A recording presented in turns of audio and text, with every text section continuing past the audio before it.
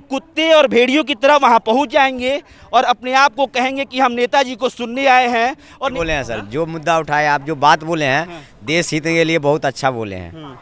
यानी कि लोकतंत्र का एक महापर्व जिसे हम इस तौर पे मनाते हैं कि लोकतांत्रिक इस गणराज्य में हमें ज़रूरी है कि वोटिंग के जरिए उन नेताओं को चुनना जिससे कि हमारे समाज का, हमारे देश का, हमारे राज्य का कुछ सुधार हो सके, कुछ विकास हो सके।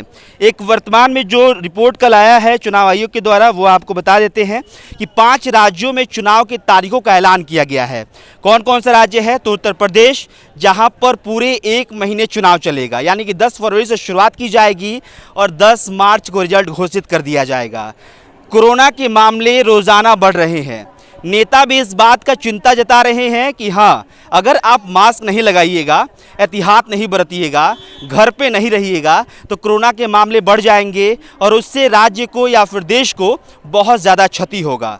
और क्षति इस समय सबसे ज़्यादा छोटे व्यापारियों को हो रहा है क्योंकि तमाम चीज़ों की पाबंदियां लगा दी गई हैं, नाइट कर्फ्यू लगा दिया गया है, लेकिन चुनाव आयोग को इससे कोई फर्क नहीं पड़ता है। विधानसभा चुनाव बिहार में हो या फिर बंगाल में हो, चुनाव आयोग को जो रिपोर्ट मिलता है उससे ये फर्क पड़ता है कि हाँ, किसी भी तरह की दिक्कत नहीं है, चुनाव कराइए, रैलियां कीजिए, उसमें कोरोना के कोई भी मामले नहीं बढ़ेंगे। एक बार आपको तारीख बता देते हैं। पंजाब, गोवा, उत्तराखंड, इन 3 राज्यों में 14 फरवरी को वोटिंग होना है। मणिपुर में 2 फेज में वोटिंग होगा, 27 फरवरी और 3 मार्च को। 1 महीने का पूरा ड्यूरेशन रहेगा जिसमें कि 5 राज्यों में चुनाव होना है। सबसे बड़ी जनसंख्या वाला राज्य उत्तर प्रदेश है जहां पर पूरे 1 महीने चुनाव चलेगा। और इस समय अगर वर्तमान कोरोना की स्थिति की बातचीत की जाए तो बहुत तेजी से उत्तर प्रदेश में भी आंकड़े बढ़ रहे हैं। 7 जनवरी को जो आंकड़े सामने आए हैं उसके हिसाब से लगभग 4,500 कोरोना के नए मामले सामने आए हैं उत्तर प्रदेश में। लेकिन फिर भी उससे चुनाव आयोग ने कोई सीख नहीं लिया और चुनाव के तारीखों का ऐलान कर दिया। अब इस चीज़ को बेहतरीन तरीके से समझिए कि बिहार में 2500 से 3000 मामले आ जाते हैं तो नाइट कर्फ्यू लग जाता है। 8 बजे दुकानें बंद करने के लिए कह दी जाती हैं। दिन के समय आप गैदरिंग नहीं कर सकते हैं। अगर शादियां होंगी तो उसके लिए आपको प्रशासन को बताना होगा। उत्तर प्रदेश में ठीक यही है, नाइट कर्फ्यू लगा दिया गया है, कई तरह की पाबंदियां लगाई गई हैं, लेकिन चुनाव होगा। बिहार में भी वो नंगा नाच हुआ था, बंगाल में भी नंगा नाच हुआ था जब चुनाव कराया गया था और चुनावी रैलियों में लाखों की संख्या में लोग पहुंचे थे। लेकिन इस बात को समझना इतना मुश्किल हो गया है कि आखिरकार 100 लोग जब बाजार में पहुंचते हैं तो हज़ारों की संख्या बढ़ जाती है और जब रैलियों में लाखों की संख्या में लोग पहुंचते हैं तो वहां सैकड़ों के मामले भी सामने नहीं आते हैं। अब इस चीज़ को समझिए कि आखिरकार ये टेस्टिंग कैसे होती है, कौन सा मशीन टेस्टिंग कर रहा होता है और रिपोर्ट बाहर निकाल के फेंक देता है कि देखिए यहाँ पे कोरोना के मामले बहुत कम आ रहे हैं क्योंकि चुनाव है। और इस बात को समझना बेहद ज़रूरी है और सवाल भी पूछना बेहद ज़रूरी है कि आखिरकार चुनाव आयोग को जो सुझाव लोग देते हैं वो कहाँ से आते हैं। क्या इस भारत के ही हैं कि जो लोग चुनाव आयोग को सुझाव देते हैं कि आप चुनाव बेहतरीन तरीके से राज्य में करा सकते हैं, उनको ये पता नहीं है कि रोज़ाना कोरोना के मामले जो बढ़ रहे हैं उससे पूरा देश इफेक्टेड हो रहा है। सबसे बड़ा सवाल है कि जब चुनाव खत्म होगा, क्योंकि ये पूरा देखा गया है, बंगाल चुनाव के बाद फिर कोरोना विस्फोट हुआ, बिहार में विधानसभा चुनाव के बाद कोरोना के मामले बढ़ने लगे, तो क्या फिर से जब 5 राज्यों में चुनाव हो जाएगा और फिर कोरोना के मामले बढ़ेंगे तो इसका जिम्मेदार कौन होगा? जितने भी रिपोर्ट्स आए हैं, जितने भी एक्सपर्ट्स हैं, जितने भी साइंटिस्ट हैं, उनका ये मानना है कि फरवरी में कोरोना के मामले पीक पर जाएंगे। चुनाव आयोग क्या इस रिपोर्ट्स को नहीं देखता है?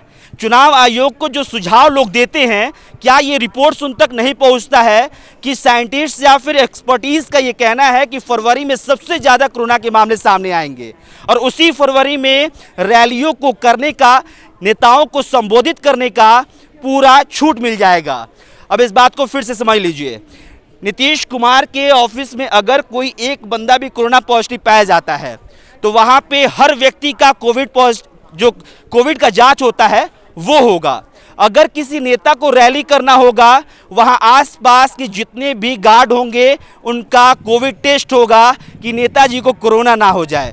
लेकिन उनको सुनने के लिए जो लाखों लोग पहुंचेंगे उनके लिए कोई नहीं सोचेगा और शायद उन लाखों लोगों को भी कोई फर्क नहीं पड़ता है। वो कुत्ते और भेड़ियों की तरह वहां पहुंच जाएंगे और अपने आप को कहेंगे कि बिल्कुल सही बोले हैं सर। जो मुद्दा उठाए आप, जो बात बोले हैं, देश हित के लिए बहुत अच्छा बोले हैं। बहुत बढ़िया लगा हमें। हम लोग मूर्ख है क्या? हम लोग मूर्ख हैं जो हम आप लोग को सपोर्ट नहीं करते हैं, क्योंकि जिस तरह हम लोग अगर सबक सिखाने के लिए आ गए सड़क पे तो ये लोग जरूर सुनेंगे। सही बोले हैं? दम बिल्कुल सही बोले भैया, दम सही बोले। सही बोले हैं। होना चाहिए, मतलब इन लोगों से सवाल होना चाहिए। दम सही है, दम सही है। जब तक अपने आप में हम लोग नहीं चलेंगे तो फिर कैसे प्रशासन और शासन सुनेंगे। दम सही बोले। क्या बोले हैं? नहीं सुने। नहीं सुने आप? ना, हम लोग तो नहीं सुने। नहीं सुने हैं। चलिए, फिलहाल इन लोगों से मैं कहता हूं कि उन मुर्दा समाजों को बोलना जरूरी नहीं है, लेकिन जो अपने आप को जिंदा कहते हैं कि हम जिंदा हैं समाज में, उनको बोलना बहुत जरूरी है, क्योंकि इस समाज में 100 लोगों में 90 लोगों ने इस बात को घोषित कर दिया है कि हम मुर्दा हैं।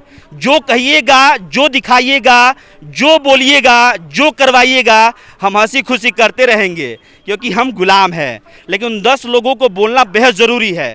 जो गलत है उसको गलत बोलिए, जो सही है उसको सही बोलिए। किसी पार्टी, किसी नेता के लिए खड़े मत होइए। बिहार हो या फिर कोई स्टेट हो, इस देश के लिए खड़े हो जाइएगा तो अपने आप उन सवालों का जवाब मिल जाएगा कि हाँ, कोई सही कह रहा है कि नहीं, कोई गलत कह रहा है कि नहीं। क्योंकि जब आप पार्टियों के बैनर के तले दब जाइएगा ना, तो आपको यही जवाब मिलेगा कि हमें नहीं पता है। फिलहाल 5 राज्यों में चुनाव होने वाला है।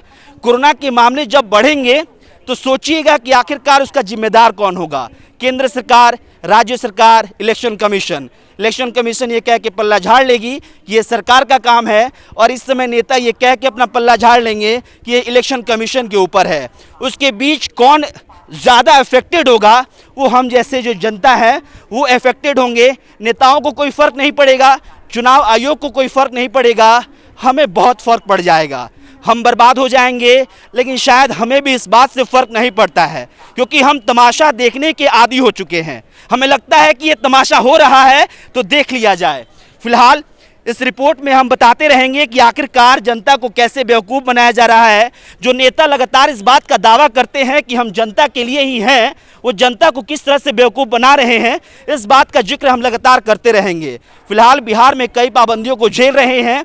अगर उत्तर प्रदेश से सटा हुआ बिहार और दिल्ली, दोनों राज्यों की पाबंदी को देख लीजिए और उसके बाद से आप इस बात को आंक लीजिए कि उत्तर प्रदेश या फिर उत्तराखंड या फिर गोवा, मणिपुर में क्या हो रहा है, पंजाब में क्या होने वाला है। इस बात से पूरा आप समझ सकते हैं। फिलहाल लगातार हम आपको इस रिपोर्ट से रूबरू कराते रहेंगे। यूपी में भी चलेंगे और यूपी में लोगों से बातचीत करेंगे, जानने की कोशिश करेंगे कि आखिरकार जो इलेक्शन कमीशन के द्वारा जो डेट अनाउंस किया गया है उस पर उनका क्या सोचना है। फिलहाल इस रिपोर्ट में इतना ही। बहुत बहुत शुक्रिया।